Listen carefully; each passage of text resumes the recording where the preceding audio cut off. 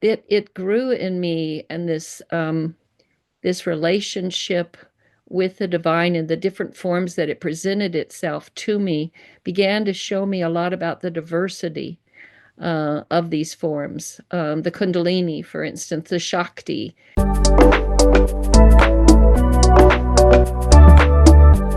Hello, everyone. I am Claudiu Murgan, the host of the Spiritual Inspired podcast. Welcome back to a new episode. A kind reminder to visit us on spiritualinspired.ca, YouTube, and gnostictv.com. My guest today is a very special one, Grandmother Jyoti Ma. Thank you for accepting my invitation. Oh, thank you for having me. You are doing so much good in the world and bringing so much light to those in need. So I will start with a very simple question. Was your childhood shrouded in mystery and spirituality? Well, I would answer that question by saying yes, but it was very private for me. I was a girl that was raised in the South of the United States, and so I soon learned that because I would go run down to a special willow tree I had that had all these swinging, hanging branches. So they were like curtains that I could go through and have a private space all for myself to curl up in the arm of the branch that reached out so I could be with the Mother Earth. And I would have Jesus would come to me and he would visit me, but he was in blue jeans and a white shirt. And I don't remember, he didn't look formal. He was just kind of hanging out with me and telling me things and instructing me. He taught me how to, I realize now that he taught me how to leave my body and kind of fly up into the clouds and look down upon the earth and these kinds of things. And I would come home and try to tell my parents about it, all excited. And the next thing I'd know, I'd be in my room because I was exaggerating and I needed to behave myself. So I learned real quickly that this was not going to be received very well. So I had all kinds of those kind of mystical experiences with the divine when I was smaller. And then because of my upbringing and the conditioning of my culture, I learned to kind of suppress that and push it down.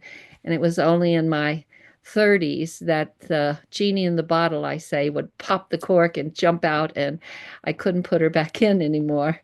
And that's when I began a 13-year Kundalini process that totally awakened my system and my body and put me on my path of service.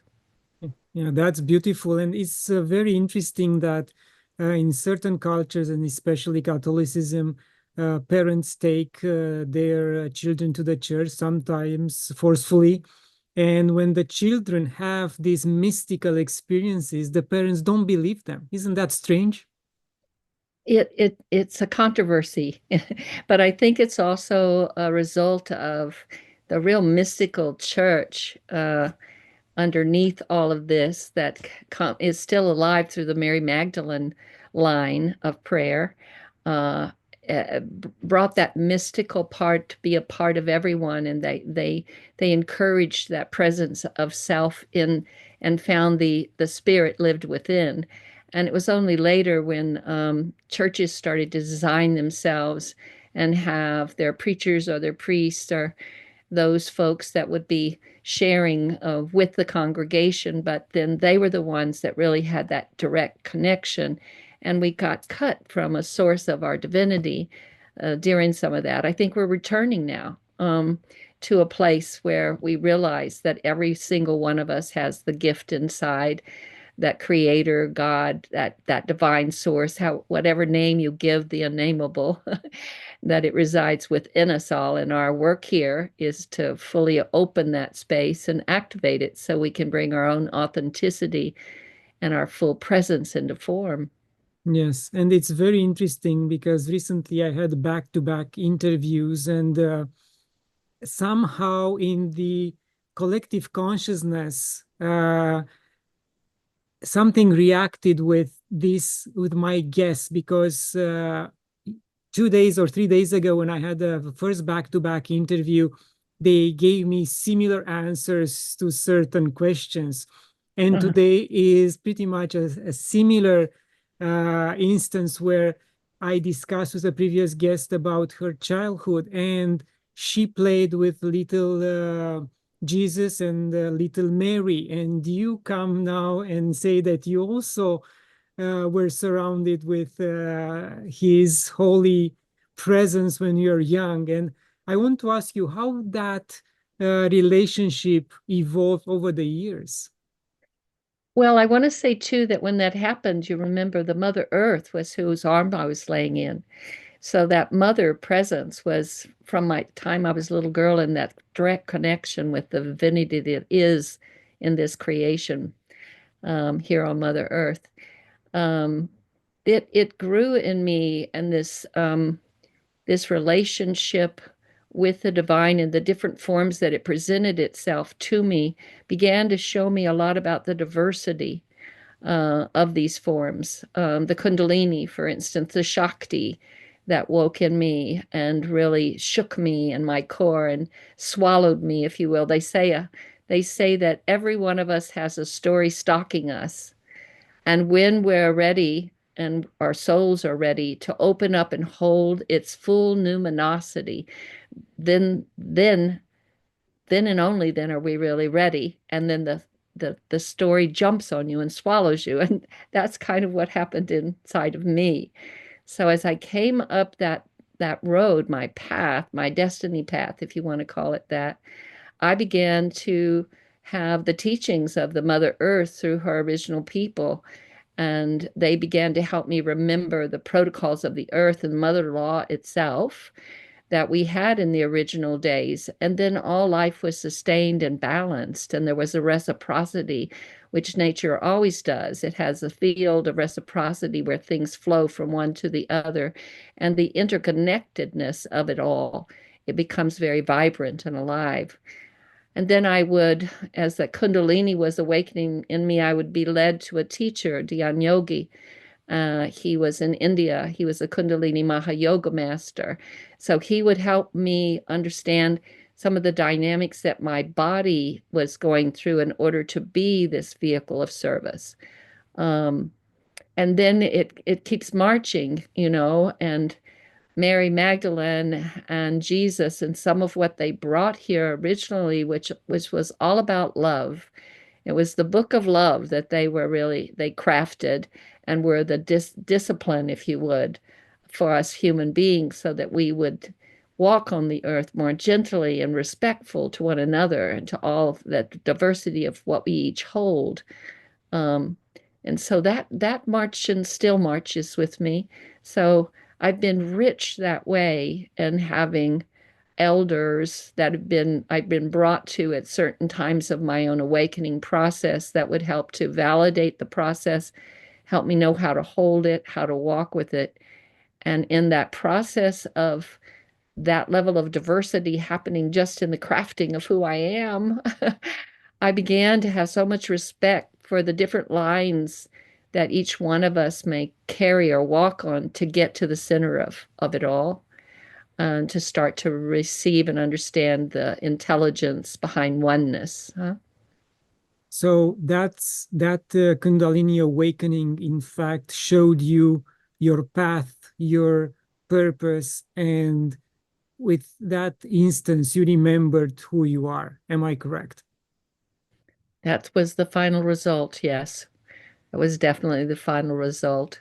Then you really realize that you remember that you've come here to do something. We all have our soul path, and once we awaken to it, we have a memory of service that has to be walked out and demonstrated in everything we do, how we think, how we operate, how we get along with others, how we deal with conflicts and challenges that arise. All of that comes as part of the package of understanding.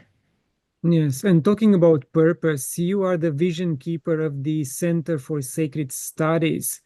What exactly involves this position and the activities of the center?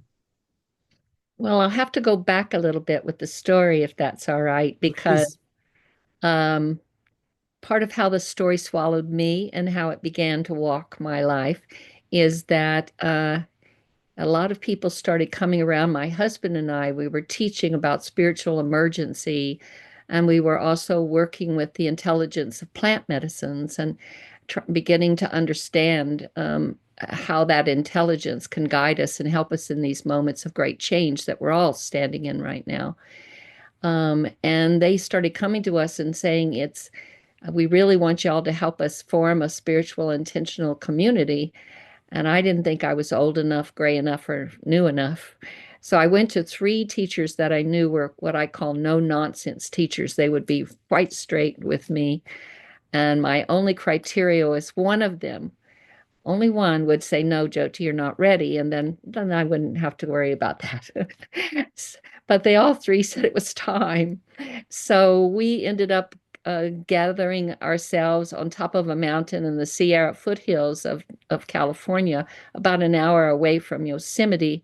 And we found some land there, 160 acres, and we created our community. We'd been meeting probably for about 4 or 5 years prior to this, and then we became guardians of the sacred land of the Miwok peoples. And we didn't know what we were doing, but there was a vision that was so alive and everything that we all gathered. There were 16 of us originally that gathered at the top of this mountain. And then elders would find their way to us up this 14-mile logger road to initiate us in different lines of prayer that brought us into a memory of those original principles and protocols that the earth established in the original days. And so we began to wake up to a way of life that sustained us, that we could raise our children in, that we could begin, all of us, to remember how to live as a family, as a community. The mother brought different kinds of instruments for us to use to cleanse ourselves and open ourselves and awaken ourselves. At a certain point, we had committed ourselves at this point. We had already received the mission and a mandate that we were to protect sacred territories and those cultures that care for those sacred territories. And that's become a mission that's driven everything. So first there was a community. We called it Kayamari. And then some years into that, we began to get messages, all of us, that we were receiving this information that we needed to open. We needed to bring we open a church so we could protect these sacred ways that the elders had started to bring to us as they came up our logger road. And that became the Center for Sacred Studies. Now, it was just right after that 9/11 happened. So and then the Patriot Act went into play. And this allowed us to be a church. And so we were protecting and taking care of those ways that we had been passed and initiated into. And since that time, it has become, we have a universal school there. We have ministers of walking prayer that are about over 305 ministers now that are in different parts of the world. Many of them come from all different kinds of learning and different paths that have brought them there because we invite all nations. We are following a unification current, which is a mandate right now from the earth that we must unify in the efforts to try to listen to her and to put in motion those things she's needing for her healing and ascension. So that's how the Center for Sacred Studies came into play. And now it offers teachings and ceremonial work and does the training of our ministers and others that come and want to heal and awaken themselves. That's its purpose. That's beautiful. And have you been able to acquire more land and protect more land in that area? Not in that area, and in fact, just recently we passed the guardianship of our sacred mountain. We call her our crystal mountain because the kids would be running around and they'd come and say, look what Mother Earth gave me this morning. And they'd have this beautiful, beautiful crystal. I said, you must have done something really wonderful for her. She's recognizing you. So we started calling it Crystal Mountain. But we just passed it to a Mayan timekeeper, an elder that is up there now. We're still collaborating with him so that we can keep our relations going. He really wants that, and we do too. He's carrying a vision from his people. Um, our work around protecting territories has gone through the fountain for natural order of our existence, which is something that grew out of our community as well. When the mother came and said that she needed, the mission she gave us was to restore an economic model that was based on reciprocity and collaboration, guided by the sacred and the divine. Now, when this first came, I was like, I'm not an economist. I mean, I don't understand these things. I'm a mom, I'm a grandma, I'm a woman of prayer. But now, after 13 years, I have come to see how this is bringing us back to an original way of economizing our life so that all life is valued. And there's not a hierarchy. There is a circle of life that you maintain and sustains you. That's how that field of reciprocity occurs. And so through that, through the fountain, we've been working closely with my Oglala Sioux relatives, with the Black Hills, trying to get the return of the Black Hills back to them. It's quite a voyage and ups and downs, and we're still not there, but we're still haven't given up the work. And I've been working with Colombia and the four original people of Colombia in the La Sierra Nevada for almost 13 years. The vision of the fountain took me down there, and representatives from all four of the original people. And at this point, we've worked with three of the four. We've worked with the Wiwa, the Arawaka, and the Kogi, which they prefer now to be called the Kagaba Nation. And it's through that work that we started opening land trusts there in Colombia. And as we did that work, and it's got more of a story if you want to know, but as we did that work on the third land trust, they told us that we were helping to restore a 9-part broken body that needed to be restored, so that once it fully was restored, it would reverberate its healing around all the earth into all of her sacred territories, because they call the La Sierra, they call them the heart of the world. And the Black Hills, interesting enough, when you translate that into English, is the heart of everything that is. So for my world, it's the heart of the world that we're really in service to right now, and trying to protect not only the sacred territories, but in returning that land back to the original caretaker, then the earth has her order that has been restored as well. Wow, you touch on so many points, and I will go back for a minute to the reciprocal economy and exchange. And I understand that this type of approach can work in a smaller community when everyone contributes, they have their own skills, and there is an exchange of energy. But how do you see this model applied into the larger society where everything is based on computer and financial models that don't fit and don't resonate with us anymore, and they are at the edge of falling? How do you see the model implemented in a smaller community being brought to the larger one? Well, the way that I'd like to reframe that is that right now she's bringing us to a world table, and each one of us carries a thread that has come up through our generations and up through our life and our lives, if you will, to this moment in time.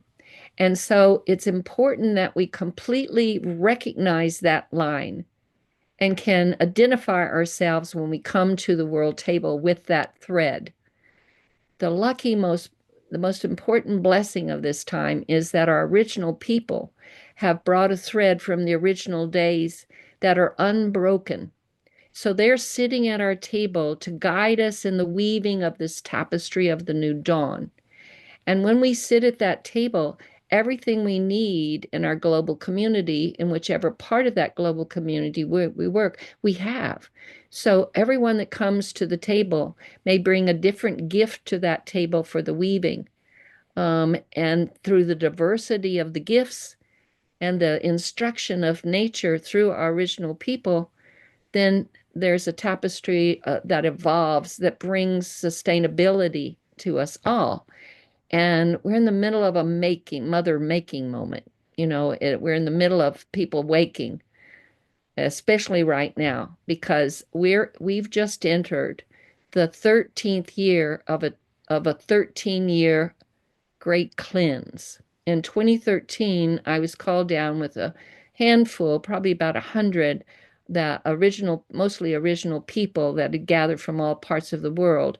And the Kagaba, the Kogi, opened up the next part of the Eagle Condor prophecy.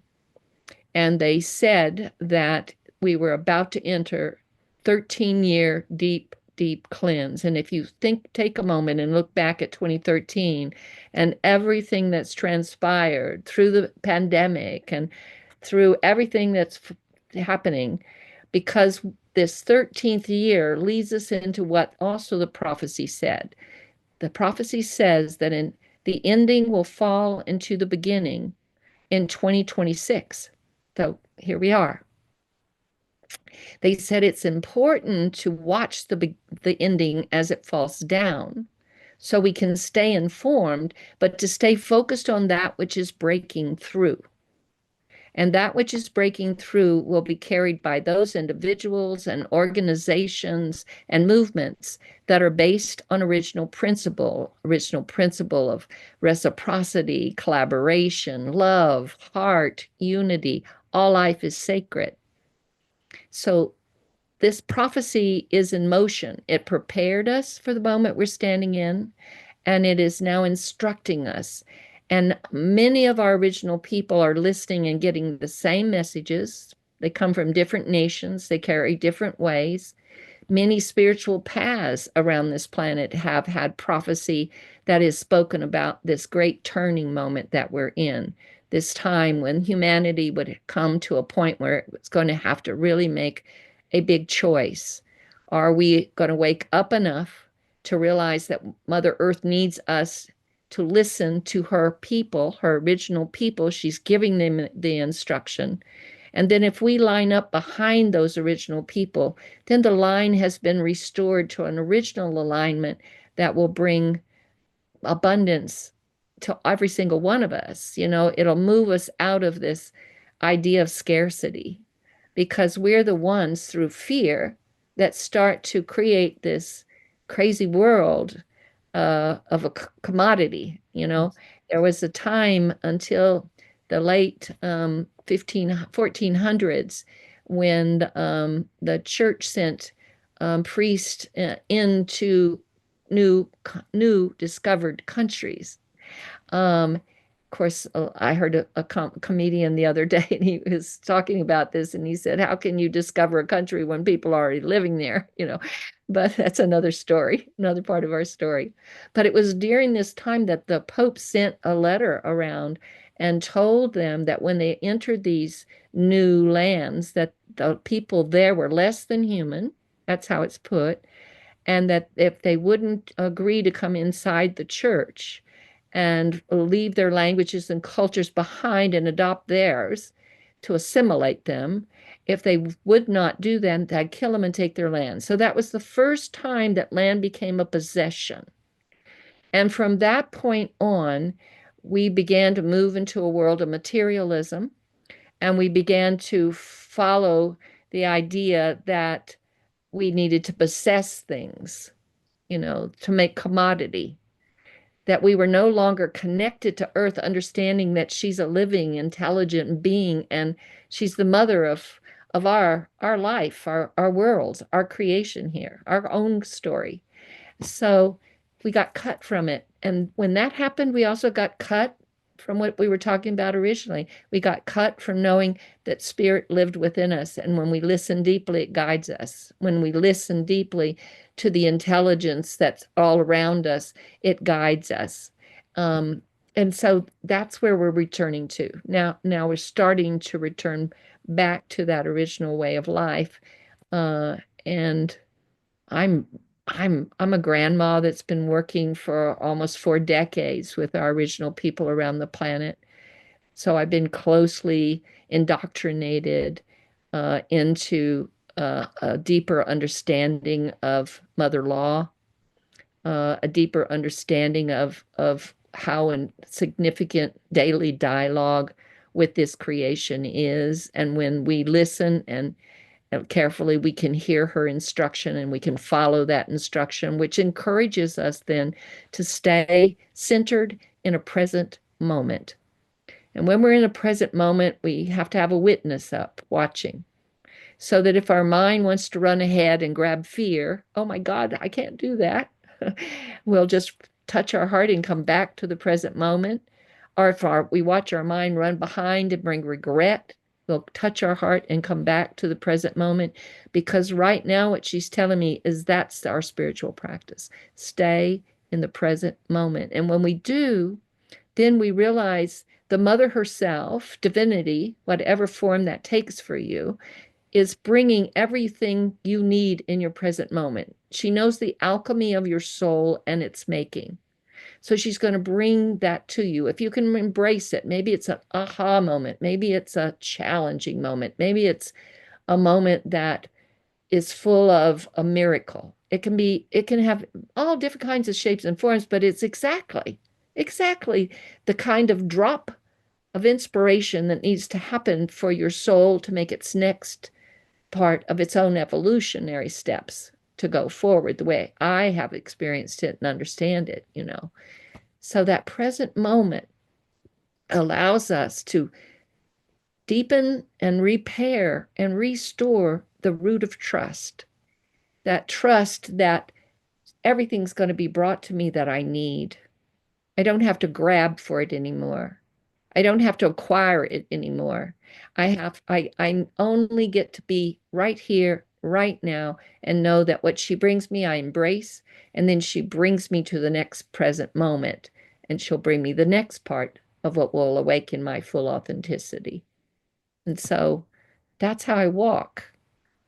So I don't, when people say, well, Jyoti, what's your plan? I don't have a plan. I've never had a plan. I show up in the morning and I say, "What do you need done today?" And she gives me that instruction and I walk it out. Uh, Yes. that it's interesting too when you're in the present moment and your mind is has taken its dive down into the heart. Then the intelligence of love that lives in the heart is now allowing the mind to be an instrument instead of the navigator. Yes. You are walking a beautiful life, a beautiful walk. Sorry. Yes, indeed. Every single day. And it's so you're never bored. I'm Yes. always busy. I'm more busy than I need to be, maybe at my age. I don't know. I'm walking my 77th year around the sun. The Wow. Western would say the 76. I'm about to enter my 77th, but the elders with nature, they include the moment of walking around the sun when you're in your mama's belly. So, that's I agree with that. Yes. And you mentioned that those who are awakening this in this time will have to line up behind those of the old earth, those who know Mother Earth, know her customs, and we need to cleanse ourselves at a personal level. Do you think that Mother will need at one point to cleanse herself as well? Well, she is. And in fact, 2 years ago, so well, it wasn't quite 2 years ago, about a year ago. So when we get to 2026, the 2 years will be up. The mother sent a message through the Kagaba, and they came and said, Jyoti, the mother wants this message to go out. And how that happened was we had some of them had called. We had been planning a trip for almost a year to the Arctic where we were going to participate, the fountain and some of our team and some of our collaborators in the Arctic Assembly there. And so we had been planning and working on that and raising funds for it. And then they came and they said, Jyoti, the Mother Earth needs to open 4 pillars, and the first one will happen in the north. I said, well, we've got a journey already planned. So we were able to get the funding that would bring them along with us. And they went into Greenland, paying what they offer as pagamentos, which are earth payments. They're laying things down over there to bring right relation again. And they went to the sacred sites to see what needed to happen to be restored, to bring balance back to that again. They did this all the way across Greenland, and then they went into Iceland and started to do the same thing. They then went into the Arctic Assembly. Now, you can imagine these are some of our elders and some of their people that came along with them to translate for them that had never been out of Columbia. They've never been on an airplane. They've never been on an elevator, are moving steps like an escalator. So, and they're moving through a sea of 3,000 people that have gathered, world leaders from all over, speaking many different languages, and they could still understand everything. And they brought a message there. And we were invited to have an audience with the Minister of Agriculture in Dubai. And there was about to be a COP that was going to be held there, bringing more world leaders together. And this wonderful woman said, can you bring a message like you did here?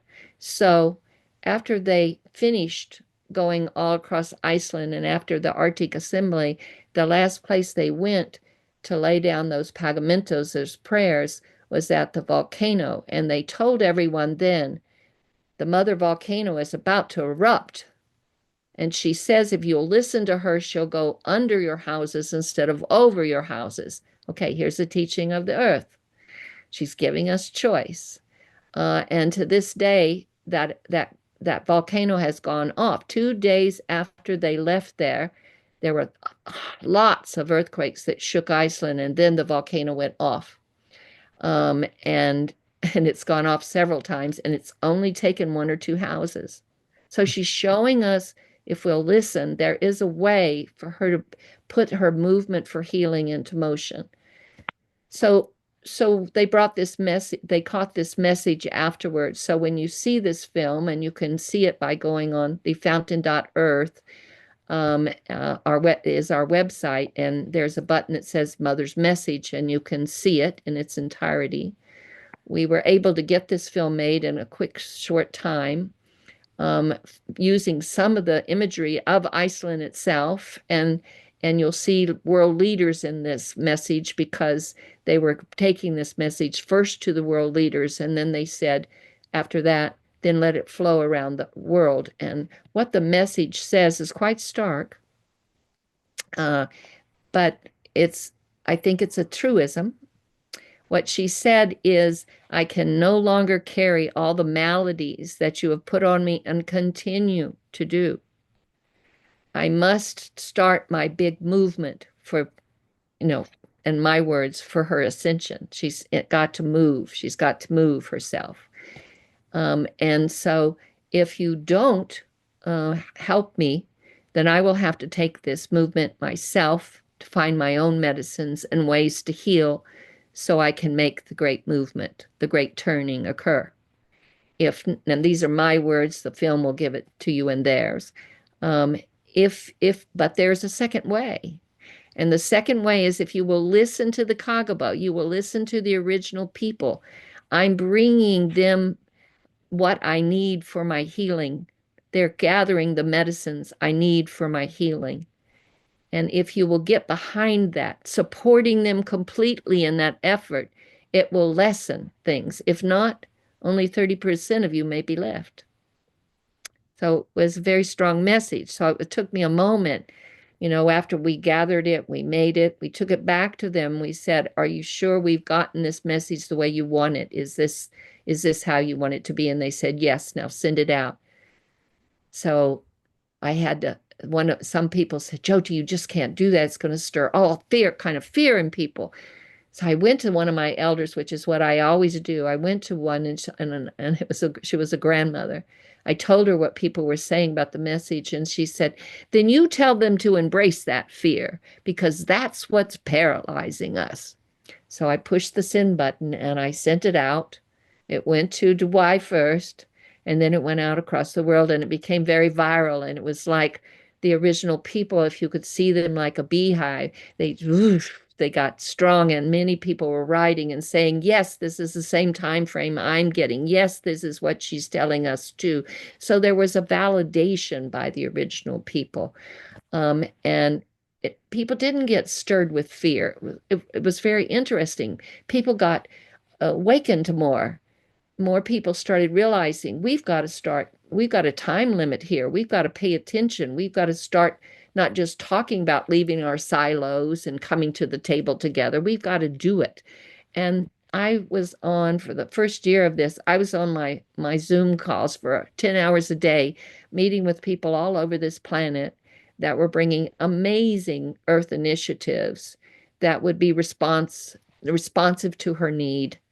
Um, and so I think that's what brings us into these kind of dialogues that I'm having with you today, that people are starting to wake up to something and realizing we're out of time, and we've got to start marching for Yes, for life. sure. Yeah. And I was exposed to the Kogi's teachings through two or three events with Alan Torres and Wade Davis, who visited there many times over many, many years. And I think as humanity, we are very slow at working on preventing things from happening and not too quick at addressing the results of various disasters that happen due to the lack of prevention. So hopefully in this particular instant, more and more of us will wake up and will go behind of the original people, as we mentioned earlier, and things will be, or drastic events will be avoided as much as possible.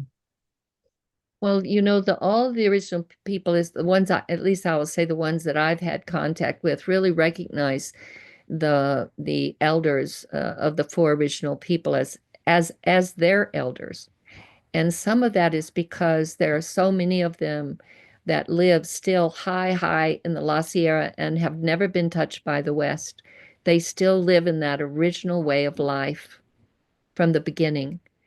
And as I've come to know them, the Saga are the women leaders there, and the Mamos are the male leaders there.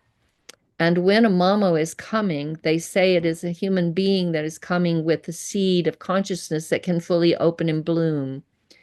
And so when they're caught at birth, they are brought into the caves and they live there till they're 9. They do not see the light of day until they're 9 years old. And then they're brought out and they go through a set of exams to see if that consciousness has fully opened.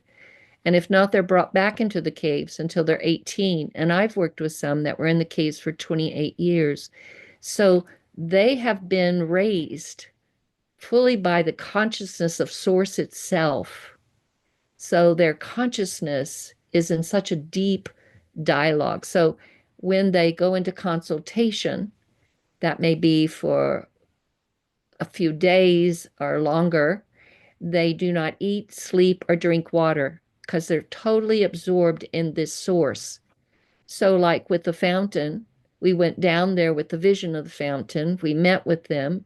We went through many days of questioning and talks, and we were brought up into the mountains, and we went through more levels of consultation. And in the end, they said, yes, it's time for the fountain to begin, and we want to sit there. So they have been instructing the construction of the fountain ever since. So they go into consultation. The mother says what we need to do next. Our team walks that instruction out. Then we hold ceremony to show our gratitude for what we've learned. And we go back for the next level of consultation. And so that is what's been happening for almost 13 years now, bringing this all together into an instrument that can serve Mother Earth in this very poignant moment. So I'm so humbled that we've been brought to a place that we can respond to these chaotic times instead of react to them. I'm so humbled and so grateful. Yes, I can only imagine the experience you had with these amazing teachers.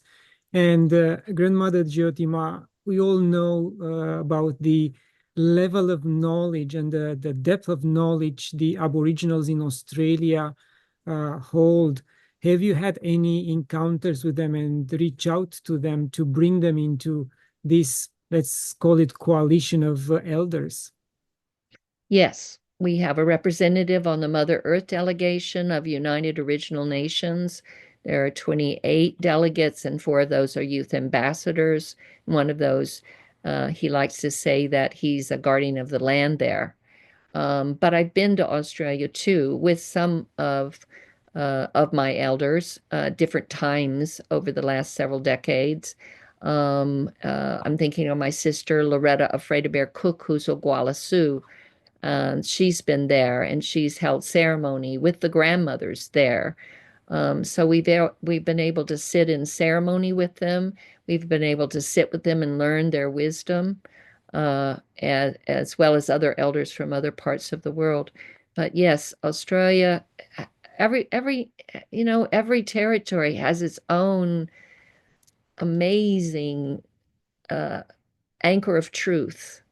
Every territory and the original people that care for it have an ancestral wisdom that is being brought forward right now to be shared with all of us in this critical moment of choice. That's the blessing we all receive. That's coming forward so strongly. That's why many of our plant medicines have come out.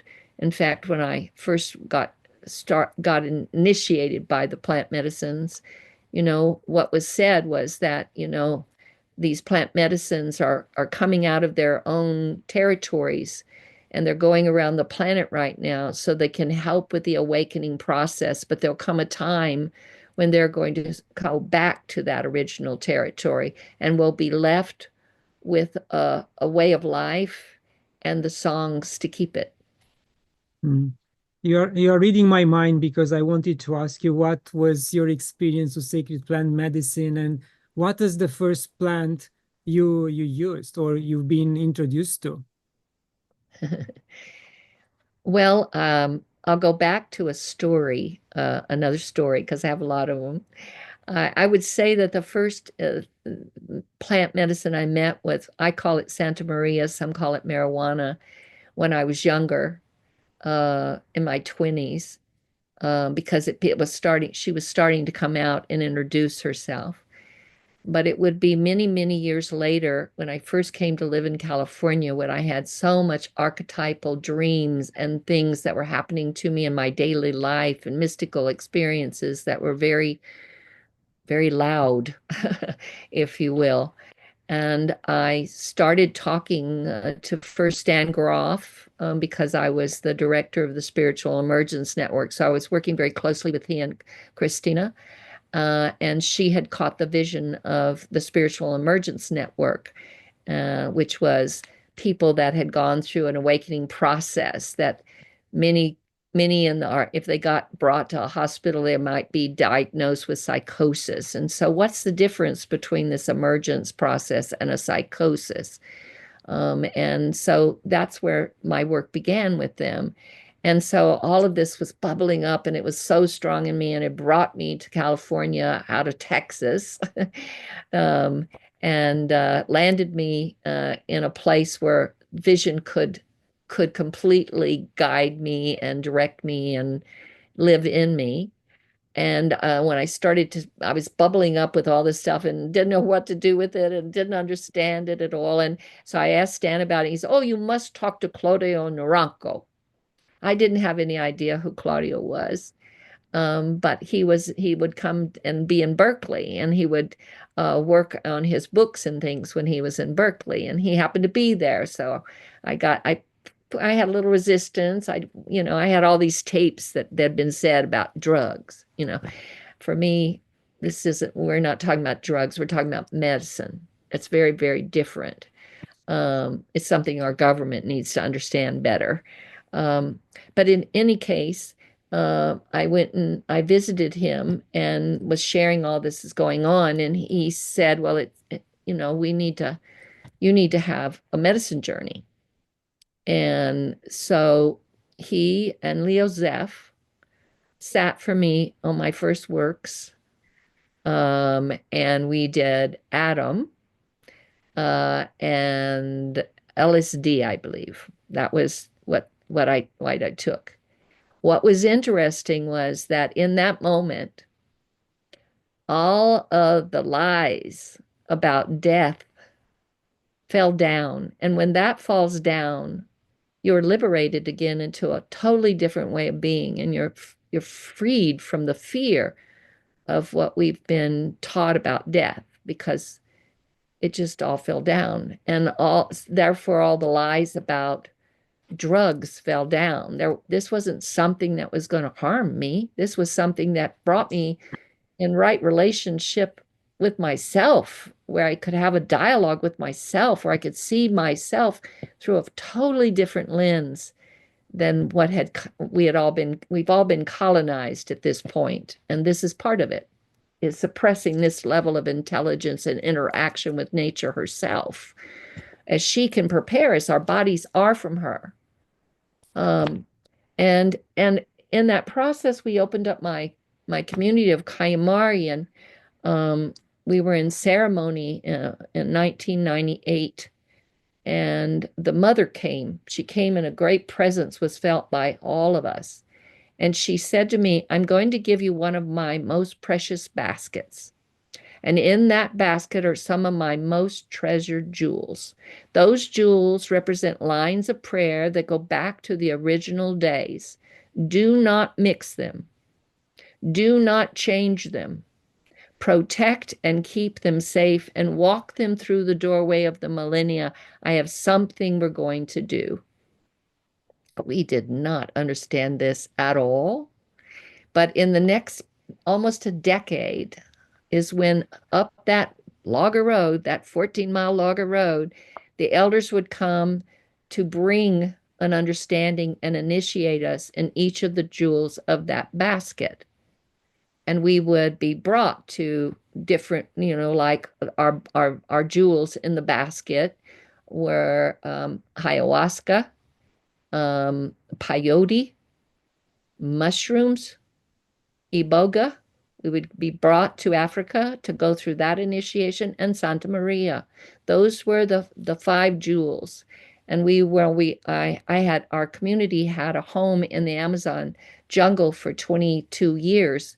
So that's how we initiated a lot of our people, was taking them into the jungle so the jungle herself could heal and restore their understanding of themselves and open their awareness and perception by giving them a different lens to look through, and reconnecting them to the intelligence of Earth herself. So all these years and all the different places that I've been, and the lots of different ceremonies that I have either held myself or participated in, I've only seen good things happen for people. I've only seen good things happen for people. So I have great trust for this intelligence and how it can inform us and help us wake to who we are and help us find right guidance. Yes, and I agree with you that the government deems these plants drugs just because they are afraid that more people will wake up to what's going on around them, and they won't be able to rule them anymore. They will be sovereign people, men and women, and that's a danger to the society overall, to what we call government. And for those who feel worthy to find you and learn from you and learn the knowledge that is available and can be shared and go through the initiation, what will be the process? How do you select the eager ones which you want to learn and show love to humanity and Mother Earth? Well, I would say that I, when anybody approaches me about such work, I always go into meditation for several days to see what the medicines will say. Are they ready? I don't want to select them. I don't want to get in the way of something. I want to open up from the very beginning this need to connect to that wisdom. If they're not ready, then I don't share with them about this path at all. I had a friend that I was friends with for 11 years and didn't share about this part of my life at all. And then at some point, the medicine told me to offer things to her. And and when I did, and she went into ceremony for the first time, she came to me and she, why didn't you tell me about this early? I said, because maybe you weren't ready before. I don't know. That's not up to me. I think what I think what I want to say to your question is all those that are seeking and are on the path to awakening, you know, you've got to let go of this same kind of attitude that colonized us all about commodity and enter ceremony not to see what you can get for yourself, but to offer yourself. And that brings you with a very different attitude. You're no longer walking with the attitude of extraction. Just be in service. You're coming because you're called. You know, it called and it grabbed me, and I had no idea what it was going to be doing with my life, how it craft my life. If you had asked me in my 30s if I was going to be doing all these things that she had me doing for 40 years, I would have never known how to even think about that, much less think about how to walk it out. And I didn't, even as I walked it, because every day I stayed in the present moment and she brought me the next thing. How do you build spiritual community? Well, one day at a time. And you have certain things, practical things that you have to tend to. So then you put those in motion. And then the next part comes. You just follow something instead of try to navigate it, negotiate it, or direct it. You follow something, and then you will bring yourself to a different place and you will receive a different result. Um, so I think people have to really listen deeply first and sit with the earth and see if that calling is coming to them. That's part of why we have our Center for Sacred Studies, where people can also come in and get, you know, we gather in circle for teachings about how to live closer with the earth, how to allow yourself to what the elders would call deeply listening, which makes that deep connection to the communication of the earth through her intelligence. You know, there's things that have to be preliminary steps, if you will, in order to do that. Sometimes we're brought because we have a great illness. There are many, many people inside my community, especially in our originating days, that came because they were having life-threatening illness, and they're still here walking. You know, I saw so many healings take place, but you have to forget yourself in order to find yourself.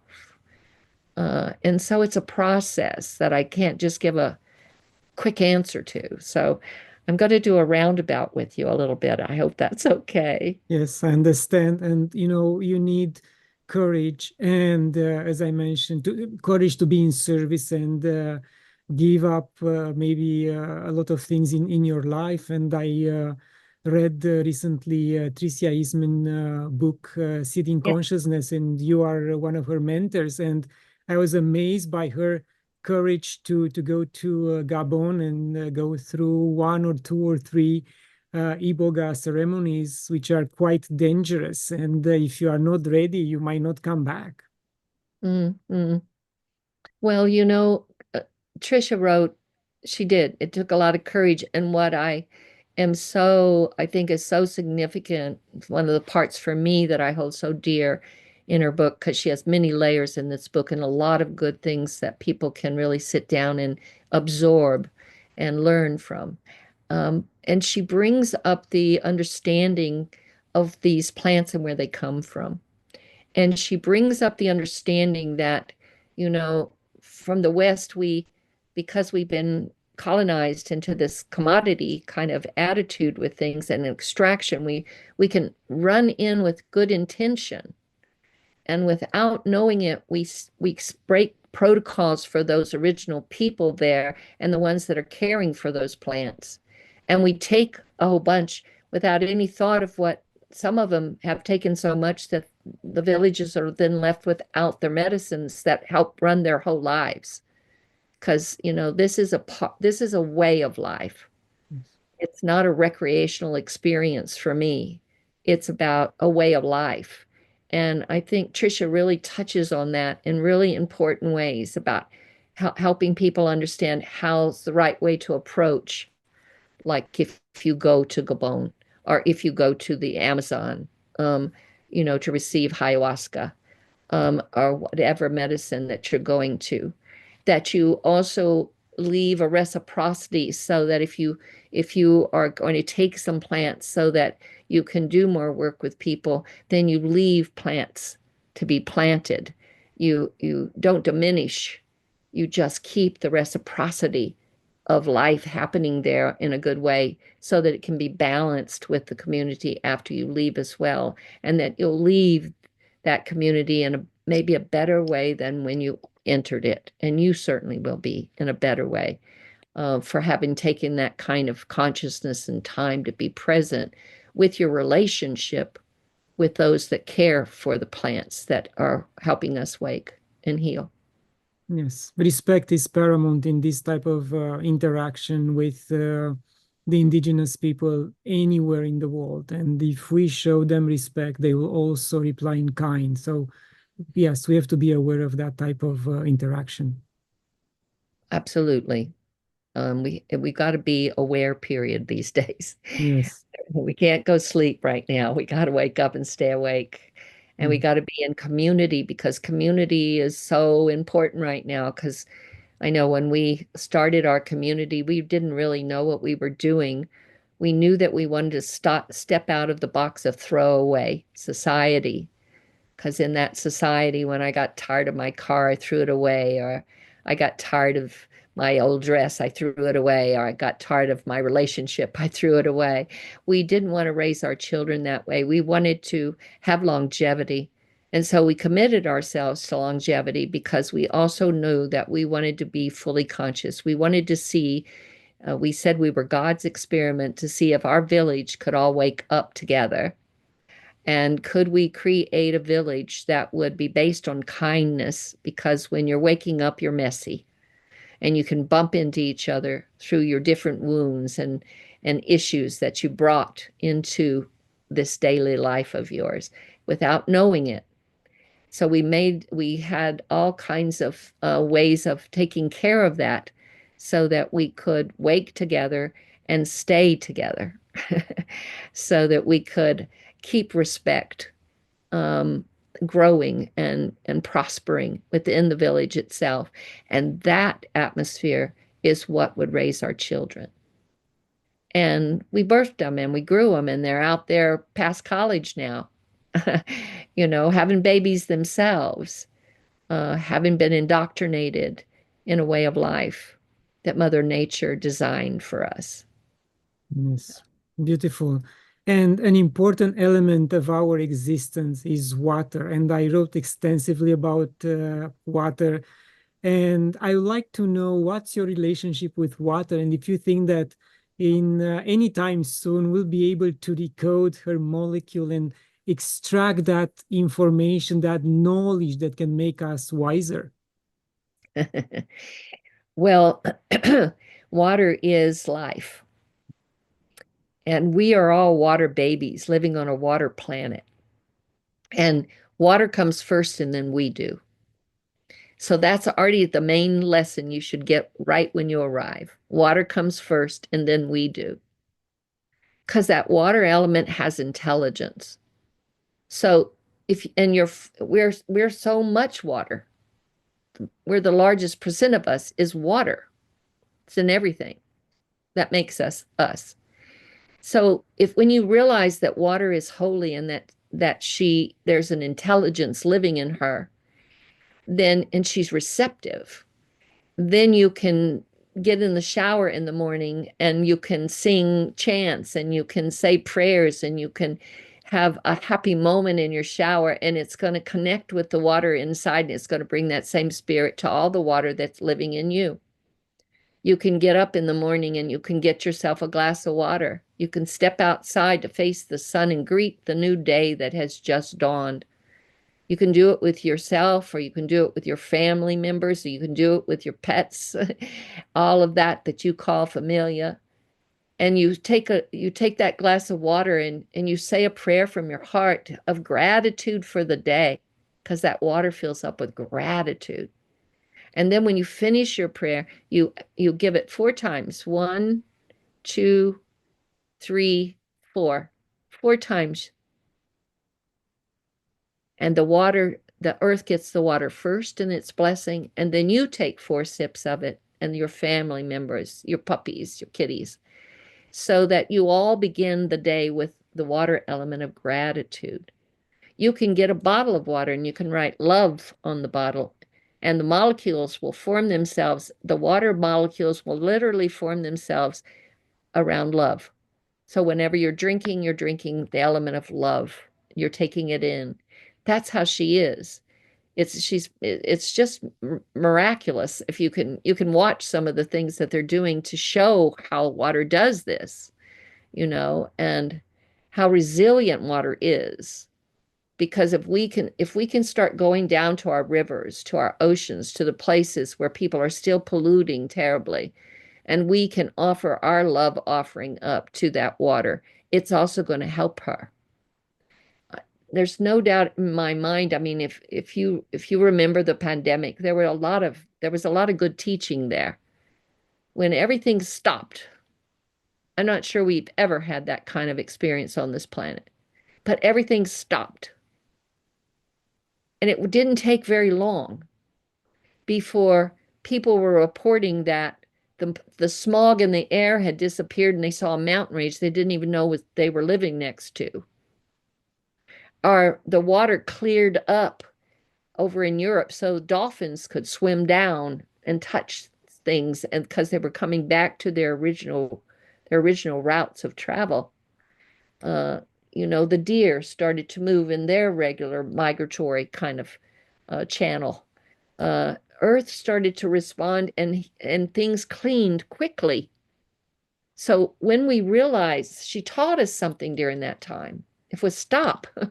Yeah. And we really listen to her, and we start to respond to the need she's in right now, it's going to benefit every one of us and her. So why would we not want to do that? Exactly. Yeah, and Yeah. in fact, I have the word gratitude engraved on my blue glass bottle of water. So this is what I used to drink from. Yeah. Water is life. Yes. Water is life. Um, Grandmother Jyoti Ma, we are at the end of our lovely discussion. Do you have any final words?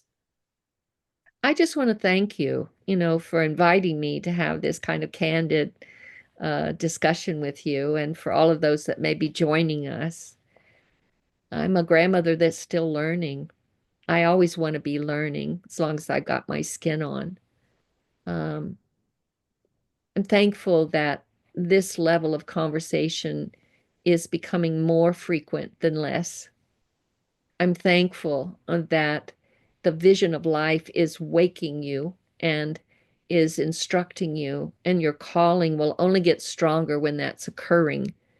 And in spite of ourselves, we will be brought to just the right people at the right moment in time. So trust yourself. Don't reach for it. Sit down and let it come to you.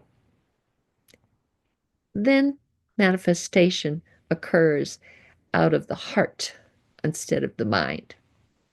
Indeed. Wise words. Thank you very much. Much love from me and from all of those who have the ears to hear what you had to say. And Thank you very much. And thanks to Tricia, because she's the one that made this connection. So she listens to this. This is her spreading good medicine in the way that she does. Thank you so much. Thank you. And to my viewers, thank you for watching. Share it, leave a comment. And until next time, love and gratitude.